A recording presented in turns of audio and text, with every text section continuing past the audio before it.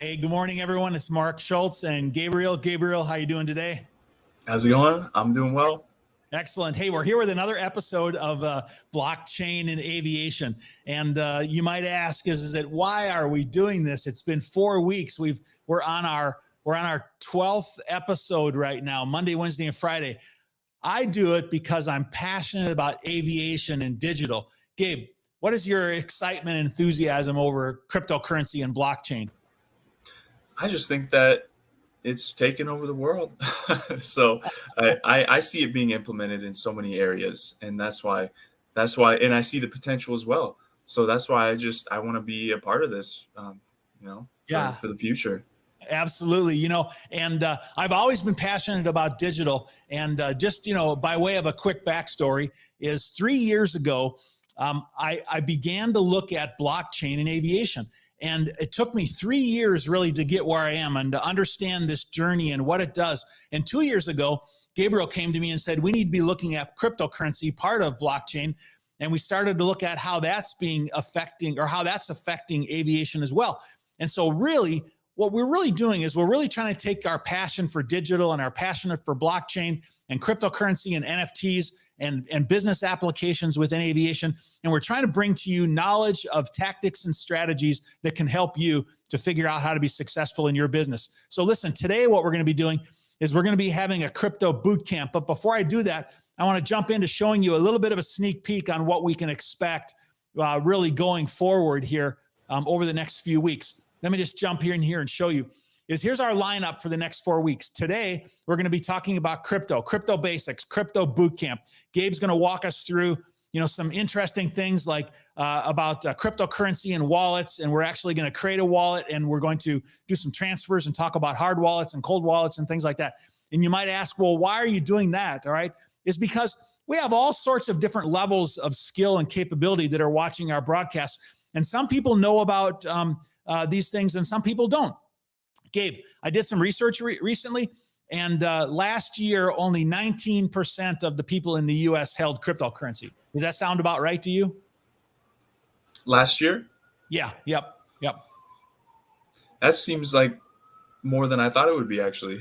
All right. Okay. Well, let me rephrase that. There's 19% of the people have held wallets. Okay. Okay. It's entirely possible that they have wallets and haven't done anything with them. So anyway, that's why it's important for us to continue to learn and understand this, because if I translate that to aviation, that means that 1 out of 5 people, or maybe 1 out of 10 people, really have a wallet or cryptocurrency. So we're helping people to understand that, better. And that's one of the things we want to do is we want to help people to understand.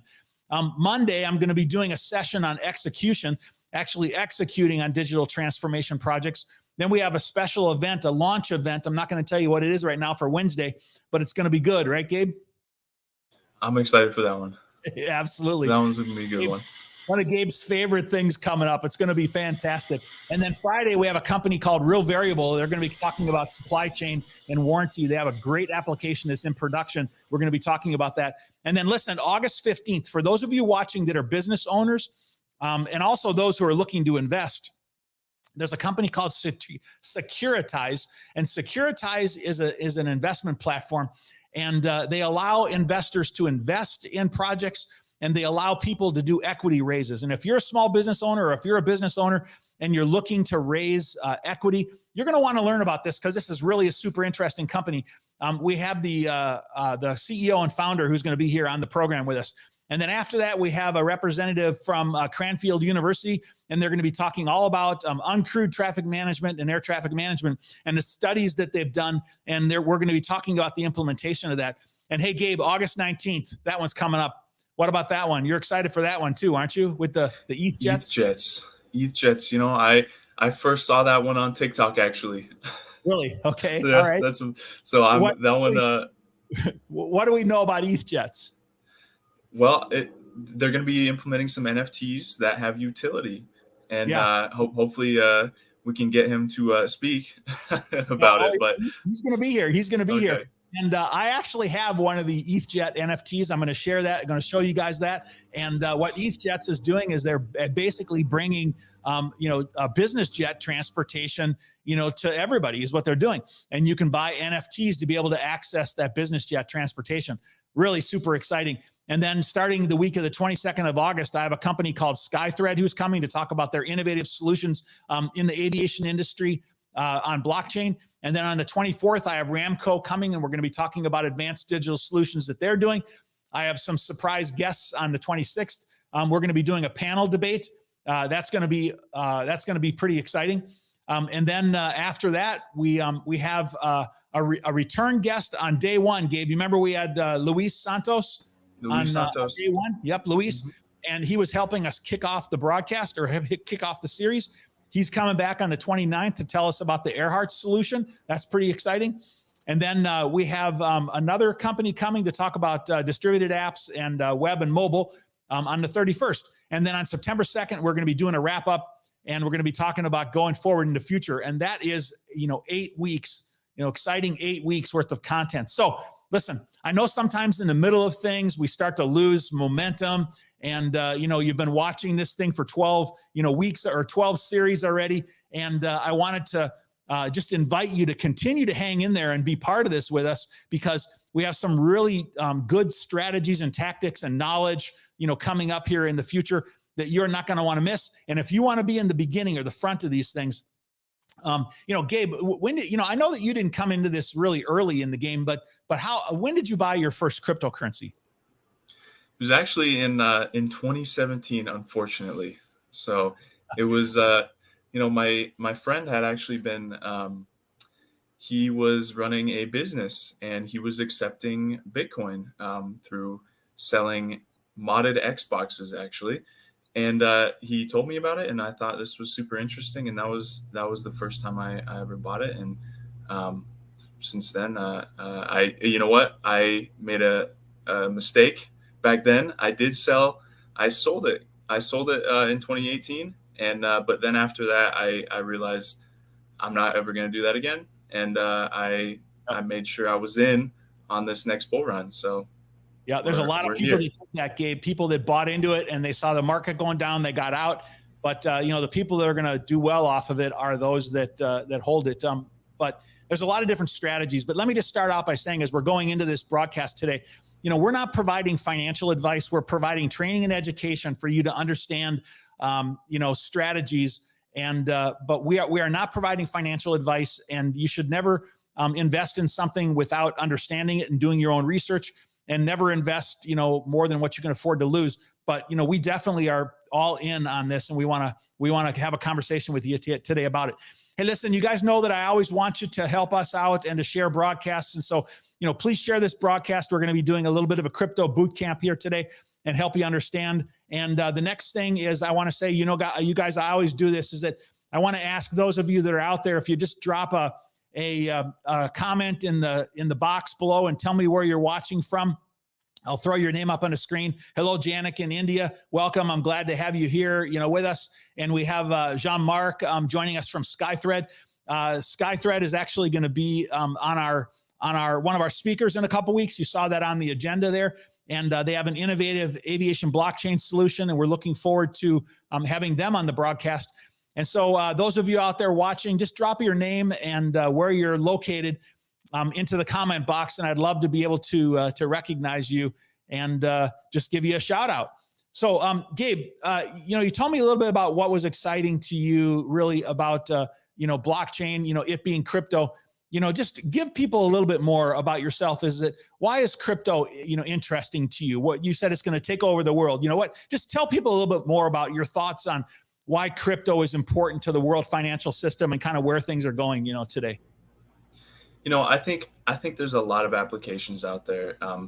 Not necessarily with Bitcoin. I do think that institutions adopting it is a good thing. A lot of people see it as store of value, and that's going to drive the market. Once people learn about Bitcoin, they learn about the other opportunities that are out there, and what cryptocurrencies are actually working on real world problems. And there are some out there that are working on transforming the financial sector, and that's why I think it's amazing what they're doing. They're trying to get rid of middlemen. They're trying to excel cross-border payments, and there's just so much utility that can be used from these cryptocurrencies. So I am just once again, very excited for what Yeah. will be in the future, and also NFTs and how that's going to be used, and how they're already being used in today.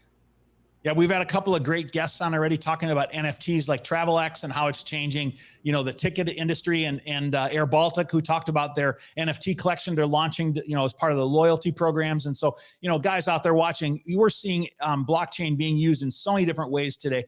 And we've seen it in the last 11 broadcasts that we've done. And it's just super exciting to see that. And so a couple of things is, Gabe, you mentioned that Bitcoin was a store of value.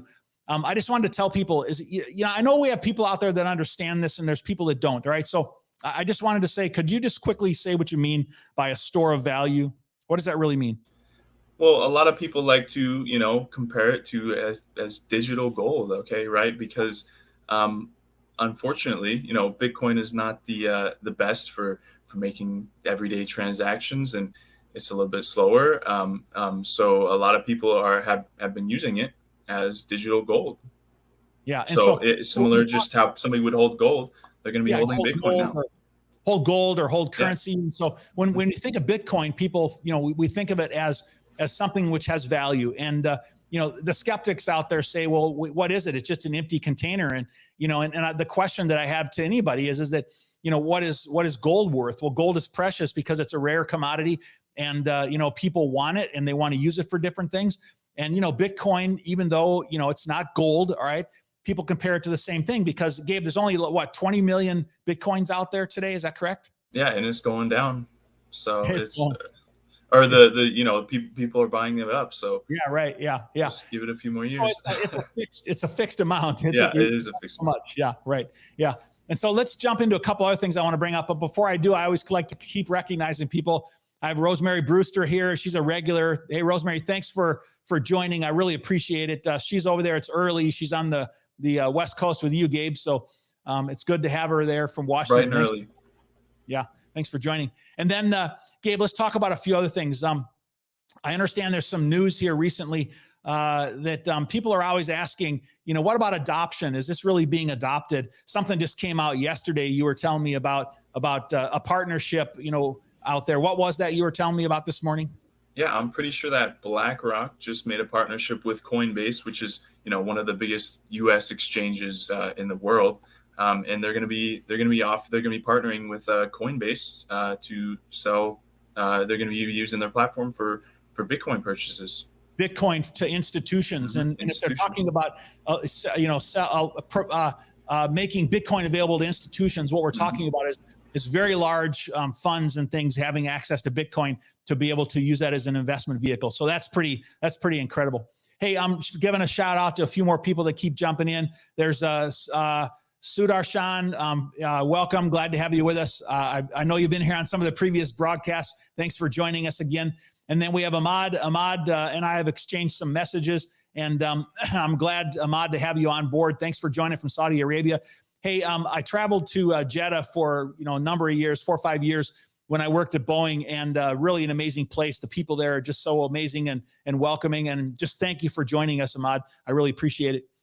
So, Gabe, we're today going to jump in to help people to better understand cryptocurrency. And so I'm really going to turn this over to Gabe, and he's going to do a bit of a boot camp. And for those of you that want to learn, the basics, we're going to do that. And for those of you that want to listen in and just learn some little tips and tricks and things, Gabe's going to be walking us through, some of that. So, Gabe, are we ready to jump in and to do that at this point? Ready to jump into the sharing of your screen? I believe that we are ready. Okay. All right, let's go. So I'm going to hand it over to you, and I'll ask you a few questions here and there, and you just give us a rundown of what we're going to talk about today. Go. All right. So if you're going to be getting into crypto, you're going to be needing a wallet. Okay. And you can get a wallet on the exchange, right? You can purchase funds on an exchange like Coinbase or Binance. But your funds you are not the owner of the keys of a private key. So technically the exchange is holding your keys. And if you want to be the owner of your own keys and you want to take your money off of the exchange, right? So we're gonna install a wallet. So it's a hot wallet that is connected to the internet, but we are going to be the holders of our own crypto keys, right? So MetaMask is the number one used hot wallet out there. There's a couple others such as Trust Wallet, and I believe MetaMask and Trust Wallet are the number one hot wallets out there right now. So Gabe, I think there's a bunch of options that people can use, and there's probably advantages and disadvantages to all of them. But I have a Coinbase wallet, I have a MetaMask wallet, I have a Crypto.com wallet. I have wallets on different exchanges. I have a Gate.io wallet. So I mean, the thing is, there's a whole bunch of wallets that you can have. And just why did you choose MetaMask? You said just as an example because it's the most widely used one. Is that what you're saying? Mm-hmm. It is. I'm pretty sure that out of all the users, MetaMask is, and Perfect. And even though it's the most widely used, the other wallets are just as good. So Trust Wallet also have that, and there's some other wallets such as the Exodus wallet, and I think that Securitize actually helped them. They're selling Exodus wallet. Yeah. But Securitize, and I think they have a wallet, and a bunch of people do. Yeah, right. So anyway, keep going. Yeah, thank you. Yep. Okay, so like I said, you're going to be needing a wallet. If we're going to be purchasing all these NFTs that have utility, and if we're going to be using cryptocurrency, we need this wallet. So we're just going to go through this really quick. Okay, so we're creating a wallet. Well, what do we got going on here? Okay, we're going to say no thanks. But so once again, we're just going to be creating a password. Always have a secure password, but as this is just a demo, we're just going to put something super easy in here for us to remember. But 1, 2, 3, 4, 5, 6, 7, 8. It's really important for people to use secure, complex passwords on anything, but on cryptocurrency especially, right? Yes, definitely cryptocurrency, because you have funds on here, and because these are hot wallets, they are susceptible to attacks. Okay, and unfortunately, that these things do happen, but there are ways to secure your wallet, and I implore you guys to, if you're going to be setting up a wallet, to watch this little MetaMask video. We're not going to be playing it, but it's a great little video on talking about how to secure that. And listen, Gabe, at another time, I want to come back and do security tips and tricks with people, because I want you to know that that if you are not protecting your funds in wallets, you are susceptible to hacks, and people have been hacked and lose money. And so you need to have the utmost care, and be very secure. So go ahead, Gabe. All right. So when you're creating a MetaMask account or any wallet, so you're going to get a seed phrase or a secret recovery phrase, just in case you needed to, if you lost your password, or if you needed to move it to a different computer, or if for any reason that you needed to recover your account, you have this secret recovery phrase. Okay. And if this phrase were to get in the hands of anybody, they have access to all of your funds. Okay, so this is the most important thing. You're going to be writing this down. Okay, this is not something that you're going to be keeping on the cloud. These randomly generated words. This is not something you're going to keep. Gabe, did you just show a secret phrase on a live broadcast? I did, but as we are just, this is just the demo. Just a demo. So okay. Right, this is with this wallet. It doesn't matter. But all right, okay. But understand that Gabe just showed the world a secret phrase. Okay, all right, okay. Keep going. So, like I said, write it down multiple times, and if you have a safe, that's always a good place to keep it. But now, Gabe, I heard that the founder of Ethereum, he actually took his secret phrase and he took half of it and put it in his location, and he gave half to a friend somewhere around the world somewhere. And so he only has availability to half of it. Very interesting. So, I guess, so yeah. Yeah. So what it's just going to be making sure right here that we know this secret phrase, because it is the most important thing. So you'd be writing this down, putting it in a safe, hopefully, and making multiple copies. Where we got code round mode 1 or model enough no. And these are just randomly generated words. Okay. Airport, run, patch, cheap, run patch cheap, trend post eternal. And so Okay, you're so just it's making sure verifying that you had them and you're putting them back in again, right? And at this point, we're writing it down. We're writing it down. Okay. Okay. All right. So we passed the test. We've got it. Okay. Save a backup multiple places. Do not share this with anyone. You know, be careful of phishing. Okay. Just like any other company. This is all, you know, this is all online, and Sharing anything your that's bank online account. is Yeah. is susceptible Yeah. to attacks. Yeah. All right. So we've created a wallet. Awesome. So now we can buy NFTs. We can buy cryptocurrency. We can send it to people. We can take it off an exchange. Fast, Gabe. I mean, that happened really quick. You know. Yeah. So it's super easy, and that's why I love MetaMask. It's just super easy, and I like the interface as well. And you know, we are going to talk about how do we get ETH. You know, exchanges, right? Or any other cryptocurrency. So the next step would be, you know, signing up for a exchange. And normally I would be using Gabe. So in order to be able to buy Ethereum, you can do it in a number of places. You can do it right there in the wallet too, right? You can MetaMask, you can buy it. I believe I've never done that before. I've just used exchanges, but I believe that you can. Yeah, you don't need to go there, but I've used it. And what they do is they just go through a third party. You basically hit buy, and then it goes you to a third party, and basically you can, you know, use US dollars or you know, you can use whatever your local currency is, and you can buy that cryptocurrency, and then it dumps into the MetaMask. But you're going to show people how to do it from an exchange. Go ahead. Yep. Right. Yeah. And so we've created right here an ETH account. Okay, we have an ETH account with this is our account number as well, and our ID. And if you wanted to add a different network, such as Avalanche or Solana, you could add a network to this MetaMask account, and it's really simple. You just gotta go to the websites, and you'll be able to add those networks.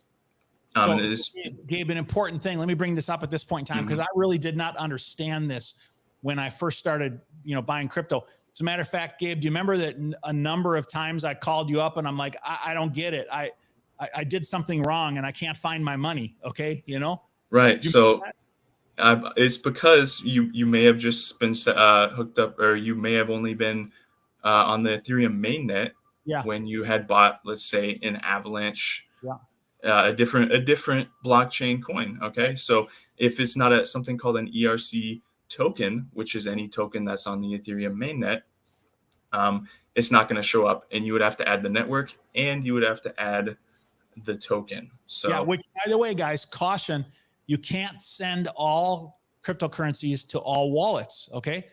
I unfortunately made a mistake one time, and I sent a cryptocurrency to an exchange that didn't support it, and the money was gone forever. Okay. And so, you know, you need to be careful about what you do at this point. All right.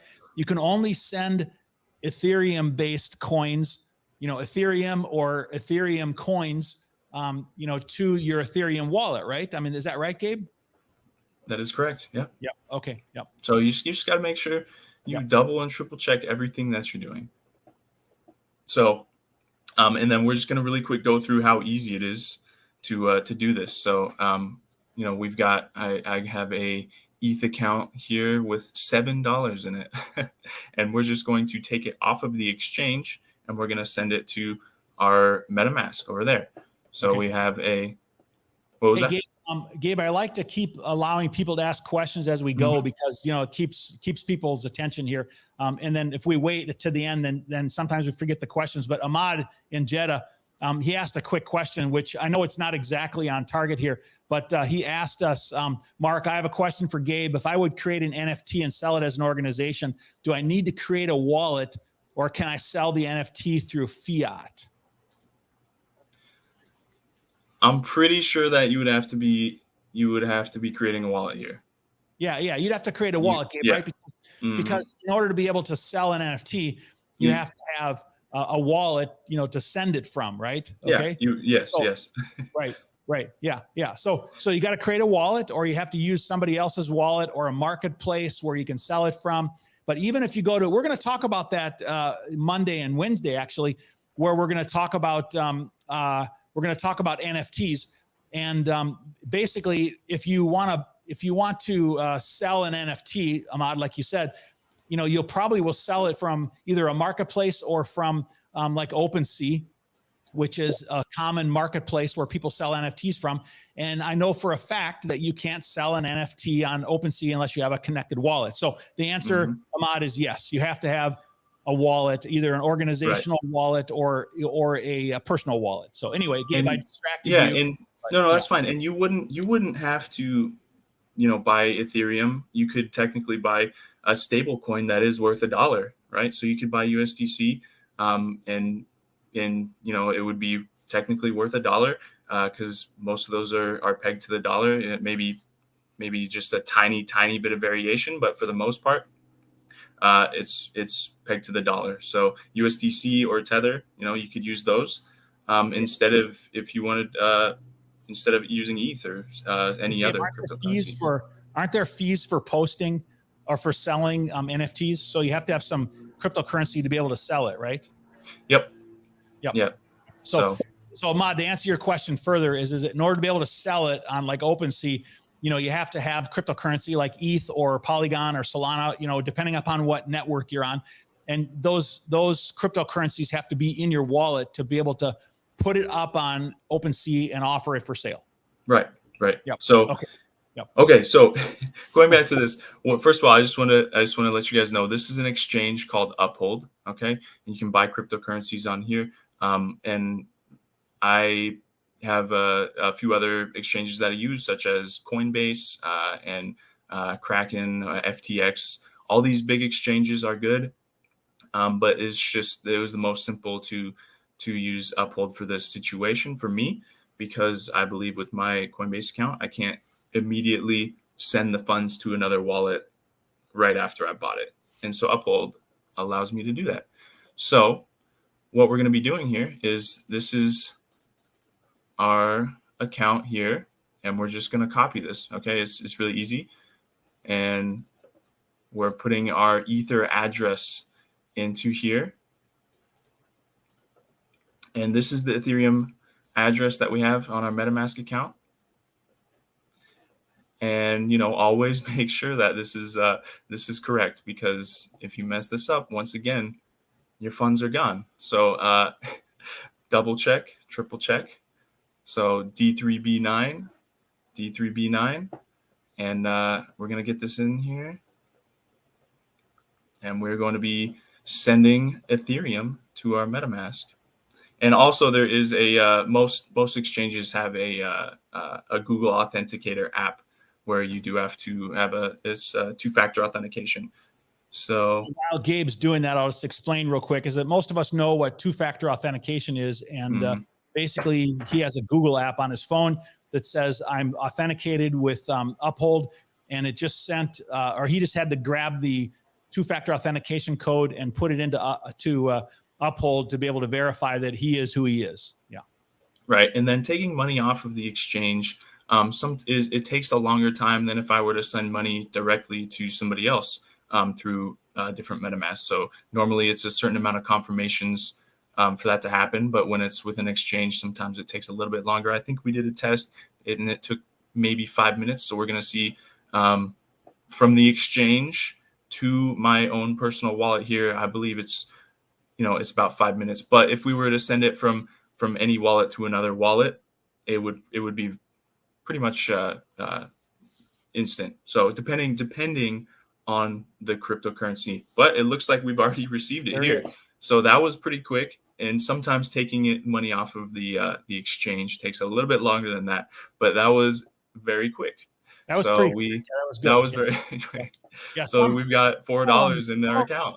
Some of them happen almost instantaneous, like Avalanche and XRP, and those those move really, really fast. Matic moves really fast. So yeah, okay. All right, so we've got 0.0024 ETH in here, and worth $4. And at this point, we would be able to either go buy NFTs or send ETH to people, or you trade. Could send that to me, Gabe. Yeah. I could send it to you. Yeah. So if I wanted to send it to you, I could just send this right to you.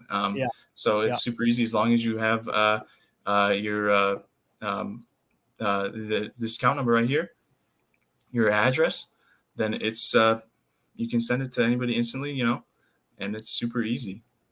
So Gabe, you had mentioned that this is a hot wallet. You know, what's a hot wallet, and are there other kinds of wallets? Yeah, so this is a hot wallet. It's connected to the internet, and there are cold wallets that are actually physical devices. So we have one here.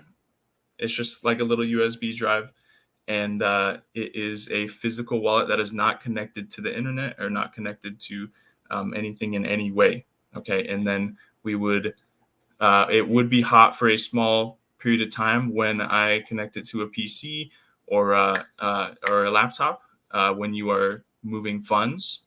But the cold storage wallets are the most secure out of any sort of wallet out there. Okay. I think we have an example of the software that's used to access that. Do you want me to throw that up there? Yeah, throw that up there. Is this this is Ledger? This is Ledger. Yeah. Yep. Yeah. So Ledger, as you can see here, you can send not any cryptocurrency, but a list of cryptocurrencies that are acceptable that are on the Ledger. I believe Ledger and Trezor are the biggest cold wallets out there right now, and you're able to keep the funds, not actually keep the funds in here, but you have you have your private keys to the cryptocurrency. Your cryptocurrency is always on the blockchain, but we have the keys for transactions to be made.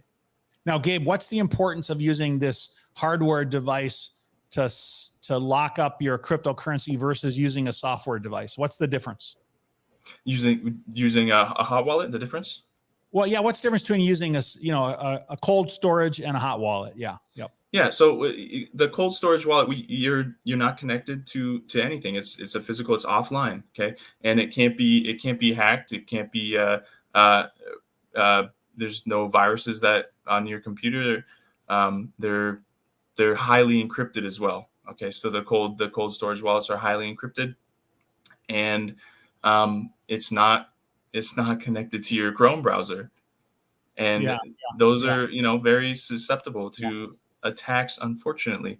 And speaking of security, if we were going to talk about Chrome browsers, something I just want to tell people, if you were to download a MetaMask, you need to make sure all the windows are closed. So just a quick thing on security. If you have other windows open, internet, Chrome browsers open, all those need to be closed. If you're only focusing on using your wallet, that's all you should have open, because there could be something that you don't know about on another browser. And so what I'm doing right here, how I have multiple tabs open, if this were me, I would only have this tab open. So my MetaMask, that's it. Or some people even use, I believe, Amazon Workspace, a completely separate computer to only be accessing their MetaMask. I know a couple of guys that are really big into cryptocurrency, and they said you can go buy a laptop for $100 these days, and they go out and buy a separate laptop, and they only have cryptocurrency functions on there, and they don't do anything else in order to be able to protect their funds. Yeah, so that's the safest way possible. And another thing that I wanted to tell you guys, is my screen still sharing? Yes, it is. Yeah. Yep. Right. So security wise, if you wanted to make this MetaMask account very secure, so if you had a hard wallet or a cold storage wallet, like I said, the Ledger or the Trezor, you can actually you can link those accounts. So you can pretty much add a two-factor authentication to your MetaMask. Okay, so if you ever tried to make a transaction on your MetaMask, it would have to go through your Ledger, your cold storage wallet device. You would have to confirm that transaction. Okay, so any sort of transaction that's going through, it has to be verified through your cold offline wallet, and you would have to physically confirm it. So unless your physical device was stolen, there's no way that funds could be taken out of your account. Yeah. So that's what I do. On my ETH account, I've got it set up to it's connected to my Ledger, and if I ever want to make a transaction, I know that it's me. We got the 2-factor authentication. Gabe, I know people that are new to cryptocurrency that aren't actively involved in it yet. They say to themselves, wow, it sounds like a lot of work. I mean, and it's a hassle, but the reality is that we're still early in this period of cryptocurrencies. And there are some things which there are some risks, and there are some, some difficulties in things.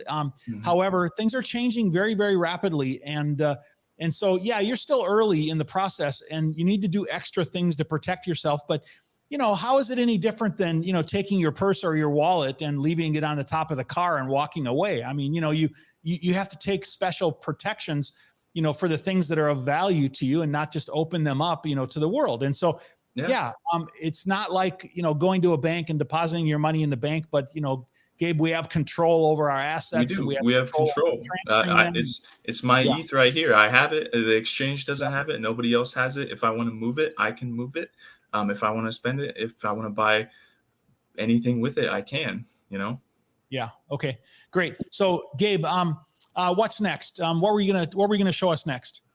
So pretty much we've sent funds to our ETH account, and you can also send it back to an exchange. So if I wanted to send it back to the exchange, I could come back here, and we're not going to do it, but we can go from our we would go from, let's see, the Ethereum network, and all the exchanges are different. Okay, all the exchanges are different in how you're doing this, but on this one specifically, we've got our address here. This is our address for my Uphold account. Yep, and Gabe, if anybody wants to tip you on this broadcast, that's right. You can here. There you go. You can send me some and just send you a tip, right? Yeah. Yeah. So, and these are all public, so it's not a big deal. It's already on the blockchain, and so these addresses. Yeah, but let's I'm joking around, but let's be clear. It makes it really super easy, because if you're on a phone, for example, and you're looking at your MetaMask wallet on your phone, you can basically tap a little spot on the phone which says scan a QR code, and you could scan that QR code, and it instantly puts the address into your mobile MetaMask, and then you can send funds to that address. It's that easy. I do that all the time. So if I wanted to send money from or send ETH from my ETH account back to the exchange, if I want to sell it, it's also very simple, and it's pretty much usually just as quick as it was before. ETH back a couple of years ago or last year, you wouldn't be able to send this amount of ETH because the transaction fees were so high. But with the Ethereum has a big upgrade coming, and they'll be moving to proof of stake instead of proof of work, and that's going to hopefully make these gas fees a whole lot cheaper. So, hey, Gabe, I want to make a quick comment to people watching. We've talked about this before. If you're not familiar with cryptocurrency, there are fees, just like you have like an ATM fee. If you go to an ATM and take out money, they charge you a fee, to use the ATM. All right. In order to use the networks, there's a fee, and with Ethereum, it's called a gas fee. And basically, it's like gas, it's like you're paying gas to move something from one place to the next. And last year, the fees were so high that you couldn't hardly move around small amounts of money. Relative to small amounts of money, it was too high. But right now, Ethereum. How much did it cost to move that? It wasn't very much. It's not that important, but I was just curious. But let's see. Here it's the gas price was 43.2 satoshis. I'm actually not too sure here. Okay. Well, anyway, but either way, we can view on the Block Explorer as well. How much did you send? How much did you send, Gabe? Do you remember? We sent $5.46. $5.46, and what, $3 and something came across. And what we got $4. So there are fees associated with it. When you're moving small amounts of money, the percentages are high, but it's not. And here's the thing though. We sent it from an exchange, and those exchanges have fees as well. So that's how they're making money. So, but if I were to have sent the ETH from this account to your MetaMask, it would have been cents. Very small, very small. Yeah, it would Hey, make Gabe, sense. we have another guest who's with us a lot. Rena. Rena, thanks for joining. I know you're faithful and you're here every broadcast that we've had, probably 12 of them now, I think. And yeah, she has a really long comment, which I think is very insightful. And so it's difficult for me to put it on the screen and read it. So if you're out there watching, take a look at her comment in the feed, and you can take a look at it. But I can't even put it all up on the screen. But Okay. I agree with you, Rena. Bitcoin and cryptocurrencies, are really changing the world. And, I really believe that it's going to make a big difference, for all of us. It's basically giving us control over our own funds, and it's giving us ability to be able to rapidly exchange and move money. Hey, Gabe, I know we're not giving financial advice, but one of your favorite cryptocurrencies I know is XRP. And again, those of you listening, we're not giving financial advice. We're talking about what things are being used for. It's education. But why is XRP interesting to you? A lot of people don't like XRP. I like all sorts of cryptocurrencies. So anybody out there that doesn't like XRP, the reason I like XRP is because they are actually they're using it in a lot of different ways, and they're using it in real world ways. So it's being used instead of just being speculation. Okay, so XRP in not the U.S. but in other countries such as Asia, they're using it for cross-border payments, and XRP is used as a liquidity. Okay, and so it's a little bit complicated, but pretty much XRP is being used and adopted by a lot of countries outside of the U.S. The U.S. doesn't like XRP. They're in a lawsuit right now with the SEC, but they're being used in other countries.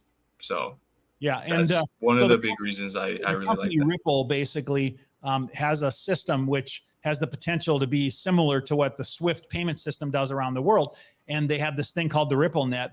And hundreds of companies have already signed up to use the Ripple Net to be able to move funds, from country to country and exchange currencies.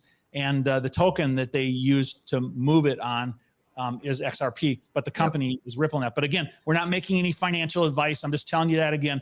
It's just that I know Gabe has been following that for a long time, and has been interested in learning about the utility of that, and finds it to be a very interesting utility. And so I want to comment on that is that as you're looking at anything that you want to be involved in or invest in, understanding what it does, what the utility of it is, who's running the project, what's their stability, just as though you were doing a business case financial analysis on any company going into the future, you would look at it very carefully and you would analyze it, and you would look at its history, you'd look at its roadmap, you'd look at its business plan going forward, and you'd say, should I invest in this company or this stock or anything?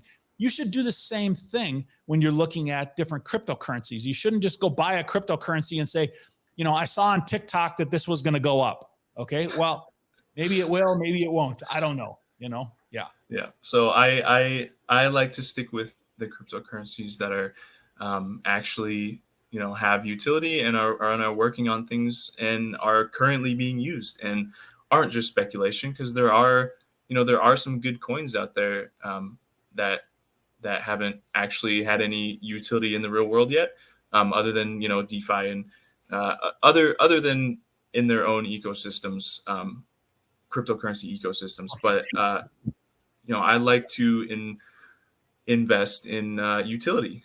So, and I think that's where it's all going. I think that blockchain is going that way.